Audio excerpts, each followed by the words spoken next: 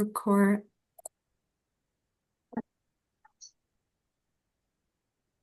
My name is Lindsay Petty. I'm here with Ashley Samuelinas and Gina Kim for our presentation on the global health issue, and we chose malnutrition. Our course is Nursing 500, Foundations of Health Equity for Transcultural Nursing. Next slide.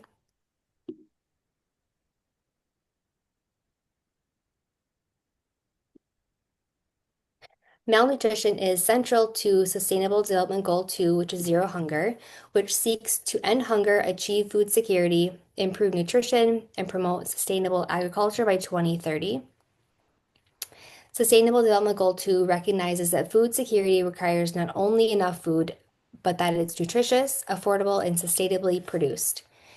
Its key targets of ending hunger in all forms of nutrition connect nutrition to human development and equity by reducing stunting, wasting, and micronutrient deficiencies, and by meeting the needs of vulnerable populations.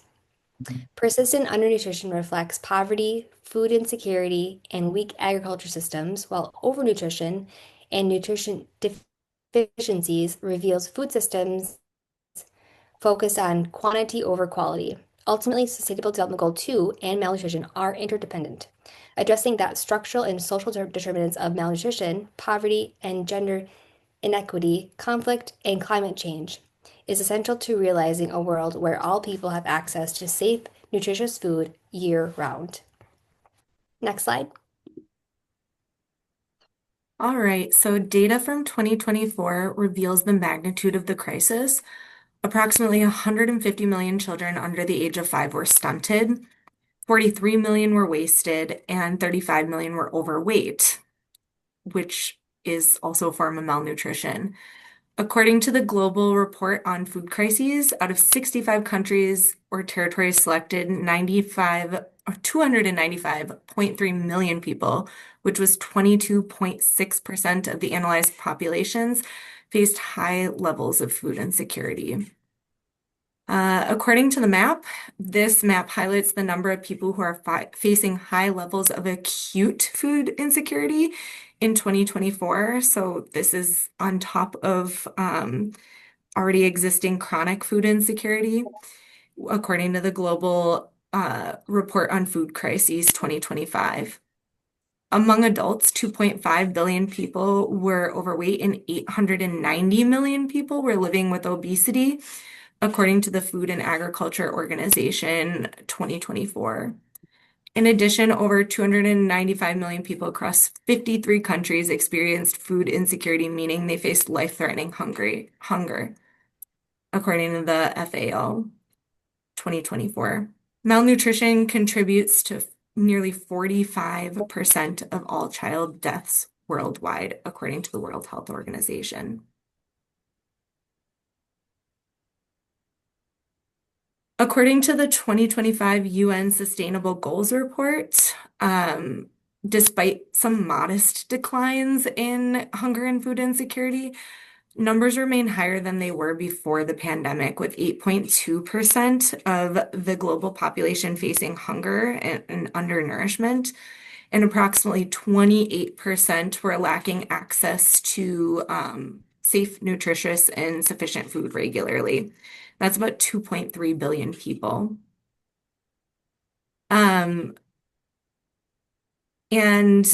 according to UN Women, 35.5% of pregnant women were anemic, which impairs birth outcomes, productivity, and cognition, and is irreversible. Pregnant and lactating women are at a high risk of anemia due to inadequate food and poor nutrition.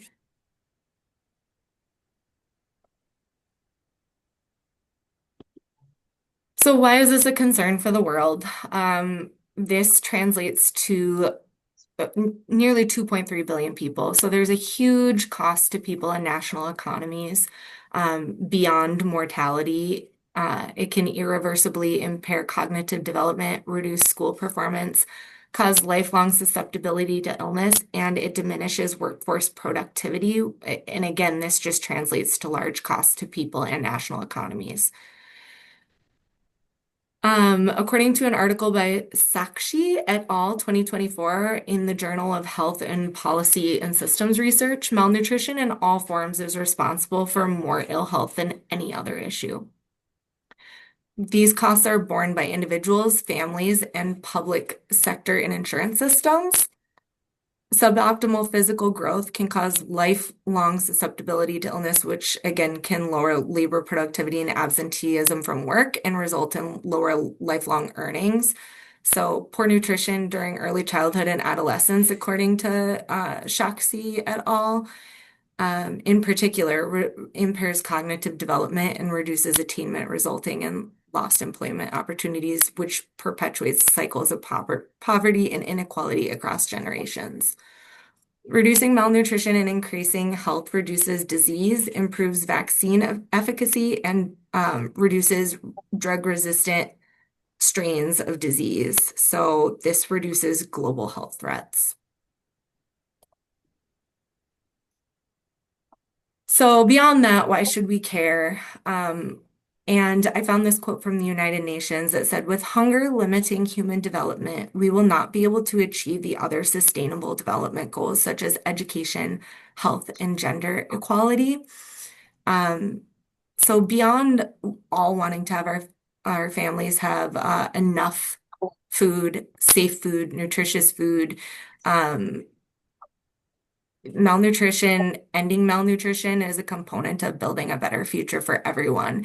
And the UN stated that a world with zero hunger would positively influence economies, health, education, equality, and social development.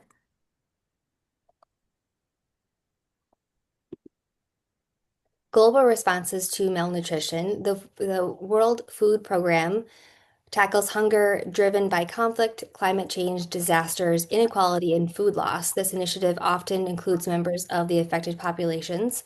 One example, in collaboration with Egypt's Ministry of Social Solidarity, acronym is MOS, and the U.S. Agency for International Development, the USAID, the World Food Program supports the first 1,000 Days program. This initiative trains community health workers to counsel and monitor pregnant women and nursing mothers during the critical period from conception to age 2 of the child. This stage is vital for preventing stunting and chronic malnutrition. The program also provides financial assistance through the Egypt Takeful and Karma initiative, reaching over 40,000 mothers and children under the age of 2, ensuring access to nutrition and health services during vulnerable times such as COVID-19 pandemic. Another global response is the World Bank Group, founded in 1944, is one of the world's largest sources of funding and technical support for developing countries. Through its 5 initiative, it works to reduce poverty and promote sustainable development, playing a major role in advancing Sustainable Development Goal 2. The World Bank Group invests in climate smart agriculture, supports smallholder farms, promotes nutrition sensitive agriculture, and strengthens food systems resilience through programs like Food Systems 2030. It also emphasizes gender equality and community leadership, recognizing women's essential role in global food production. Some examples are Ethiopia's Sustainable Land Management Project, which restores over 1 million hectares of land, improving smallholder yields and incomes. India's National Rural Livelihoods Project, which expands financial access to training for 9 million rural women, and Latin America's Territorial Development Project, which advances archaeological farming and biodiversity protection. These efforts collectively link agricultural productivity, environmental protection, and improved nutrition, according to World Bank 2025. The last global response we have is the Global Agriculture Food Security Program. The acronym is GAFSP, which is established in 2010, provides financing and technical assistance to strengthen agricultural and food systems in low-income countries. This is managed by World Bank and partnered organizations. GAFSP funds projects that build resilience, market access, and climate smart agriculture while prioritizing gender equality and nutrition. It supports smallholder farms, producer organizations and rural communities through grants, concessional loans, and blended finance mechanisms. As of 2024, GAFSP has financed over 320 projects in 55 countries, benefiting more than 16 million farmers worldwide. Together, these global efforts illustrate how coordinated international action linking agriculture, nutrition, and inequality drives progress towards ending hunger and achieving global Sustainable Development Goal 2. Next slide.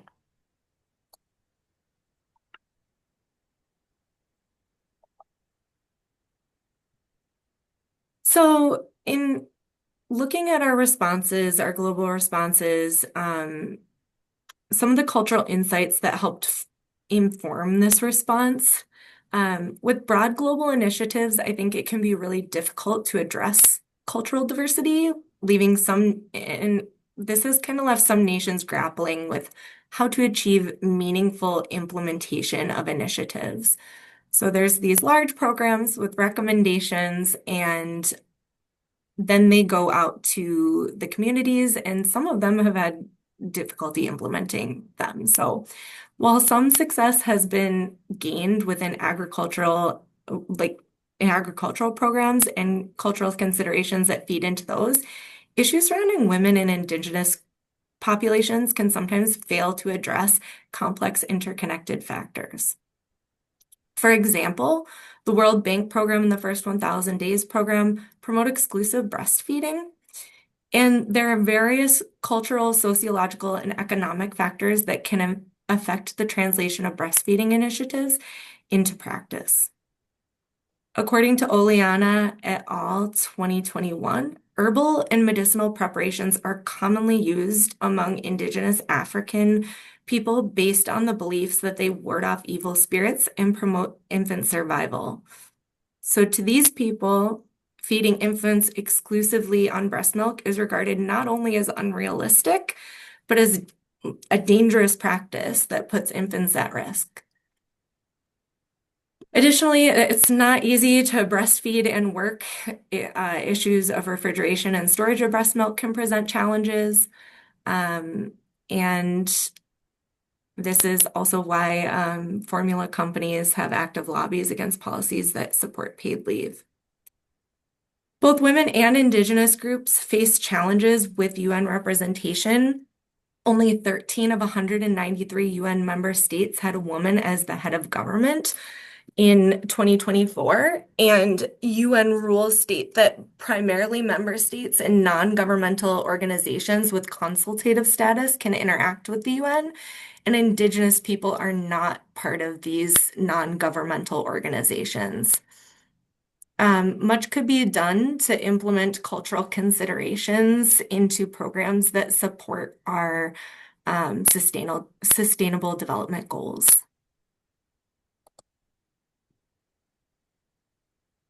So we have identified the causes and the related social determinant of health to these issues of malnutrition versus food insecurity, lack of consistent access to the enough nutritious food, factors including poverty, poor distribution, and lack of markets. Economic barriers where people with low incomes have difficulty affording enough healthy food. Job loss is also a major driver of the food insecurity. Also, unexpected expenses can make it impossible to pay for the food here. For the poor dietary practices, lack of knowledge about the needs for different life stages, cultural preferences, and social norms can influence the dietary choices and practices that may hinder the proper nutrition. Communication barriers where misunderstanding can arise from poor communications between the healthcare providers and the communities. This may prevent the effective health education and feeding practices. Also, the health issues for number 3, where chronic diseases affects the absorptions, where conditions like inflammatory bowel disease and ulcerative colitis may lead to reduced nutrient absorptions, and also the celiac disease, like autoimmune disease, like damages the small intestine in response to glutens and preventing the nutrient absorptions. Also, the environment factors number 4, nature disaster disrupting food supply chains where storms, floods can destroy the roads, making difficult to transport the food for the vulnerable populations, and climate change reduce agriculture productivity, extreme heat, floods can cause crop failure and degrade the soil quality. And also moving on to the related social determinant of health, first is economic stability, where low incomes limit food choices and access to the options and difficult to find the healthy alternatives. And high living costs and low wage jobs can lead to food insecurity also. Um, Education for number 2, limited resources, lack of access to reliable information through public health programs and providers, lack of knowledge about healthy eating habits.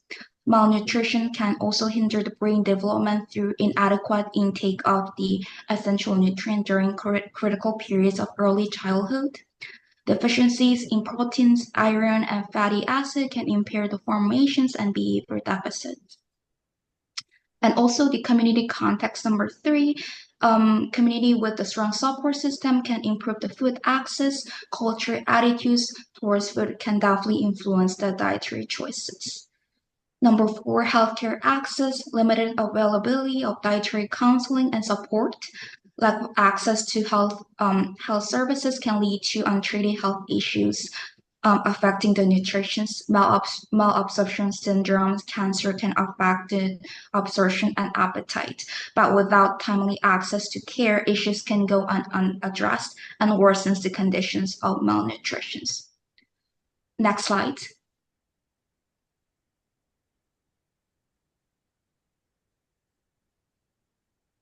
So moving on to the next slide, we have determined what might be the impact on the professional nursing, both locally and internationally.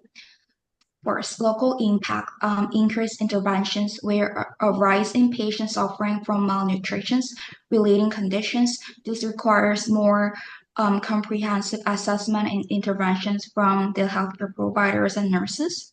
According to the National Institute of Health, patients with malnutrition have significantly higher rate of readmissions, with rates over 50% compared to those without the malnutrition.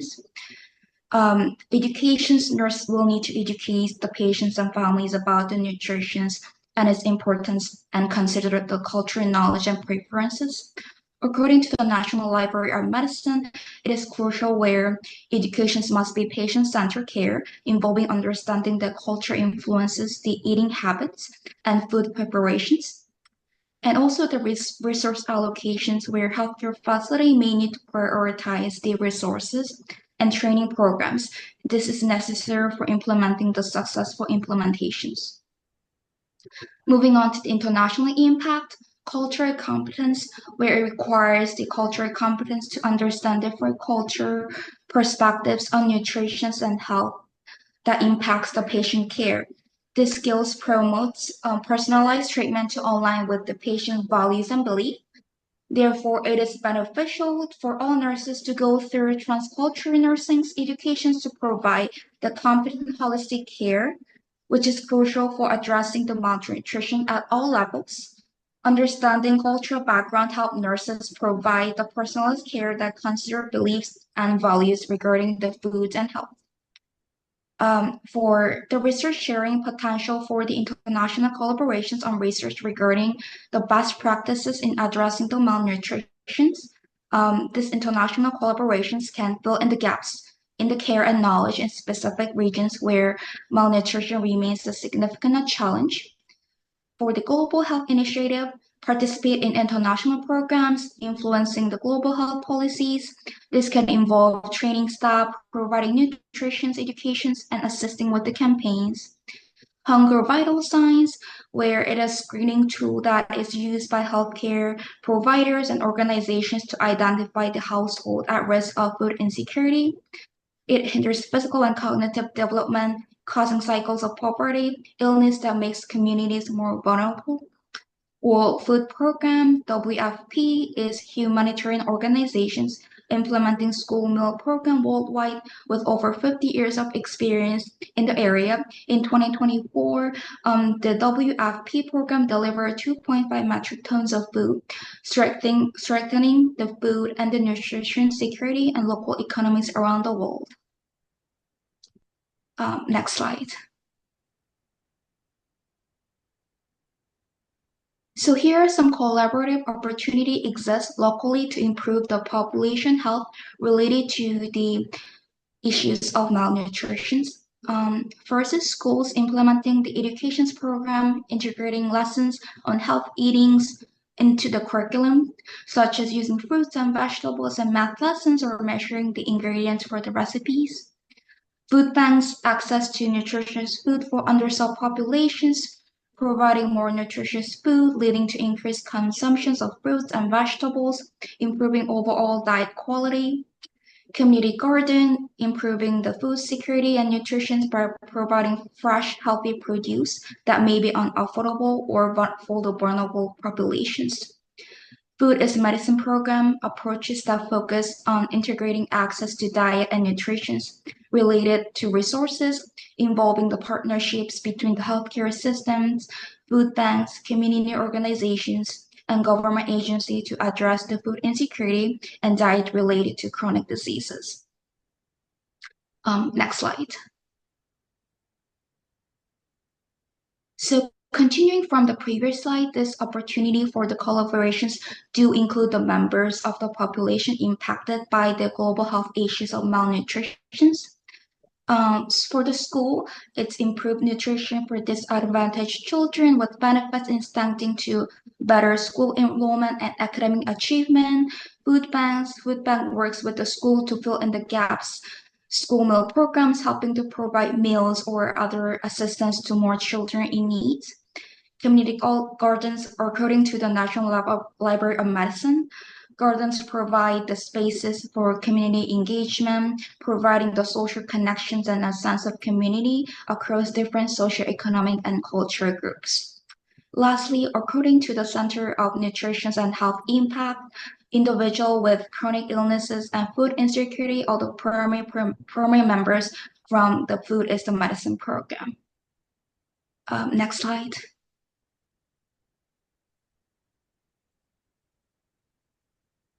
So for the slide, we just want to share some interesting insights where we have found instead of the malnutrition issues, there were some factors of driving the obesity in poorer countries.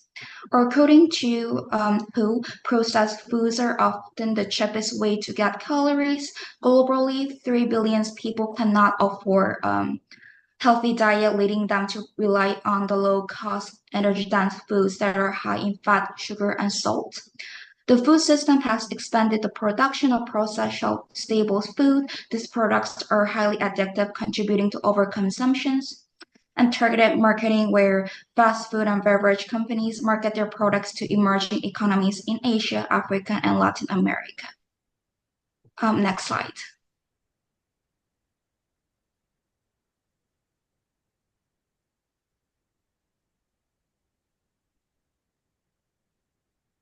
So to bring all of our information together, we've prepared a case study to review.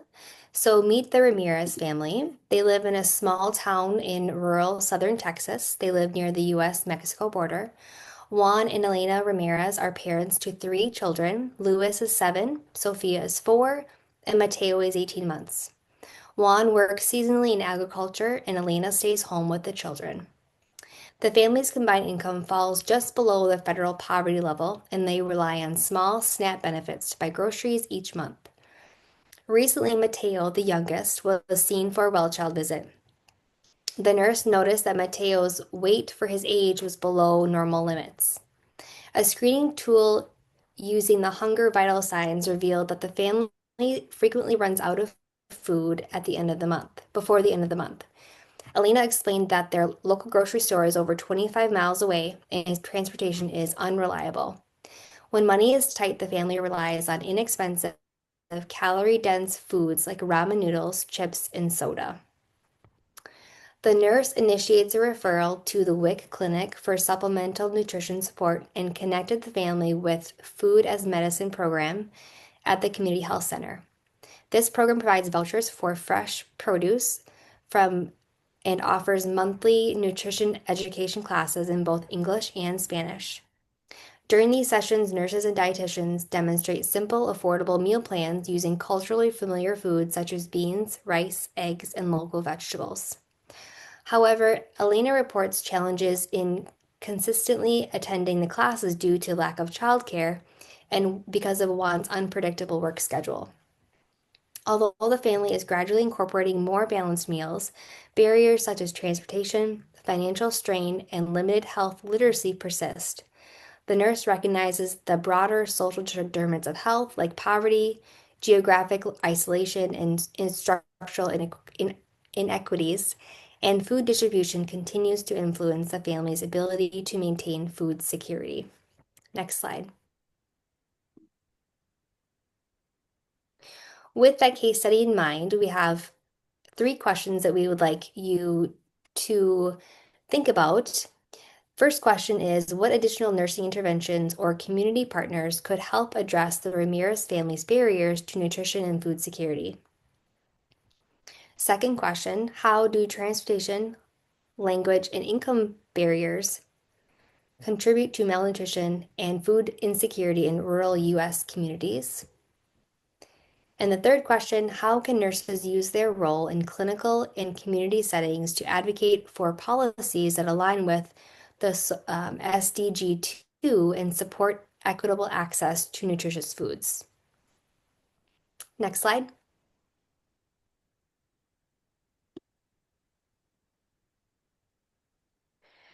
Malnutrition continues to be one of the world's most crucial global health concerns, affecting billions of people across all regions. It is both a cause and a consequence of poverty, conflict, and inequity. Sustainable Development Goal 2 offers a blueprint for eliminating hunger through integrated strategies that combine food security, health equity, and sustainable agriculture. Next slide. We've included the list of our references as well that support our presentation. Thank you for watching. Thank you. Thank you.